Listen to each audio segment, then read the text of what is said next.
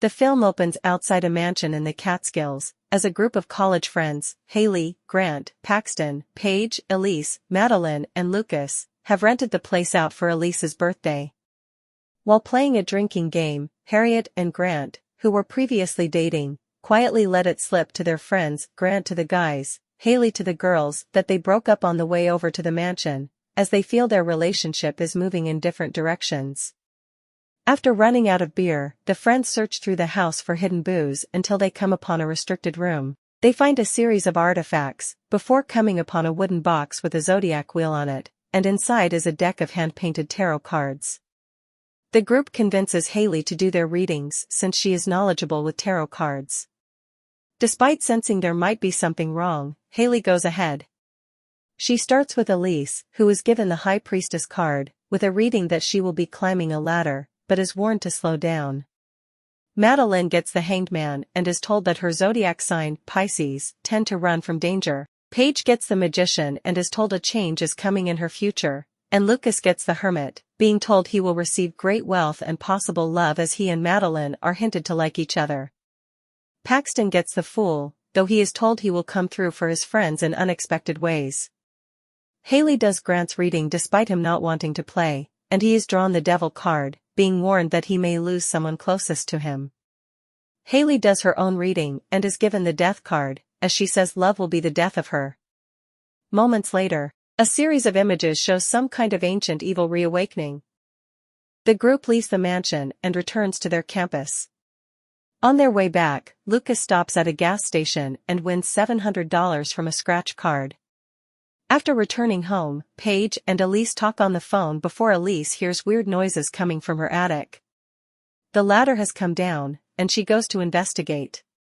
Elise sees a shadow moving around and looks down for a moment, before looking back up to seeing candles lit everywhere. Elise is then met by a monstrous vision of the High Priestess from her card, causing her to fall from the ladder. The High Priestess then starts slamming the ladder down onto Elise's body until it crushes and impales her. Elise's friends, especially Paige, mourn her death. Haley stays with her and tries to comfort her by telling Paige that she originally got into tarot readings when her mother was sick with cancer. Haley tried to find any reading that would tell her of good fortune, but every reading she did resulted in death. Lucas walks Madeline back to her place. While it seems that they may act on the romantic part of the reading, they just hug before Lucas goes to the subway station. He is then haunted by the Hermit, who stalks him around the station before he ends up wandering into a restricted railyard. The Hermit corners Lucas in an inactive train and scares him, causing him to fall out and get hit by an incoming train. Haley starts to realize that Elise and Lucas's deaths correspond to their tarot readings. After doing some research, she learns that a woman, Alma Astrom, has some knowledge and connection to deaths related to tarot readings. Haley goes with Grant, Paxton, Paige, and Madeline to visit Alma, who initially turns them away until Haley tells them what they are going through. Alma brings them in and quickly determines that the deaths are connected to very specific tarot cards coming from the same box that they found. She tells the teens that whenever people have done readings with these cards, they have all died, with Alma being the sole survivor of one particular series of deaths in London. Alma goes on to explain that the cards originated in the 1700s when a wealthy count called for an astrologer to do a reading, as his wife and child were very ill. The astrologer could only come up with readings that resulted in death. When the countess and her child eventually did die, the count accused the astrologer of witchcraft and had his men hang her daughter. In her rage and grief, the astrologer placed a curse upon the cards and committed suicide, binding her spirit to the cards and doing a reading on the count and his men. This led to their horrific deaths. Alma suggests to the teens that they find the deck and destroy it. Paige rebooks the mansion so they can find their way back and destroy the deck. On the way there, the teens start to fear which one of them might be next. When they drive across a bridge, Grant's car begins to slow down before ultimately powering down.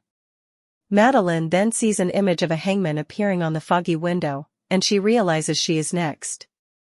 While her reading said that people like her tend to run from danger, the others suggest doing the opposite of what the reading said to prevent their deaths, but Madeline runs out the car anyway, and Haley runs after her. Grant, Paxton, and Paige flee the car when another spirit starts to attack. Madeline runs until the hanged man lowers his noose and grabs her by the neck, effectively hanging her in front of her friends. While Haley, Grant, and Paige resolve to head back to the mansion, Paxton ditches them and goes back to campus. There, he is stalked by the fool, who chases him into the building while giggling maniacally.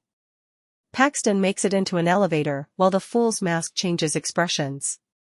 The fool makes his way into the elevator and appears to lunge toward Paxton. The other three make it back to the mansion and find the deck. They throw it into the fireplace but find that the cards do not burn. Alma arrives to join them and help. They attempt to conduct a séance where Alma would try to contact the astrologer spirit. This results in the astrologer doing Alma's reading, drawing the Six of Swords card. Alma is pulled into the darkness and later re-emerges dead with 6 swords in her back.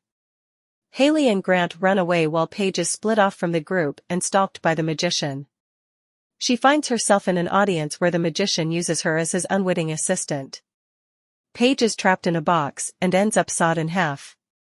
Haley and Grant hide as they wait for their killers to come get them. She tells him that before they started dating, she did a reading that said their relationship wouldn't work out, but she ignored it. Before they broke up, she did another reading and was told the same thing. Soon, the devil shows up to pull Grant through a window, while Haley is stalked by death. Haley reaches the deck and decides that the only way to reverse the curse is to do the astrologer's reading. She does so and draws the death card on the astrologer, but she uses it as an opportunity to let go of her grief over her mother's death, while also trying to convince the astrologer to let go of her own grief over her daughter.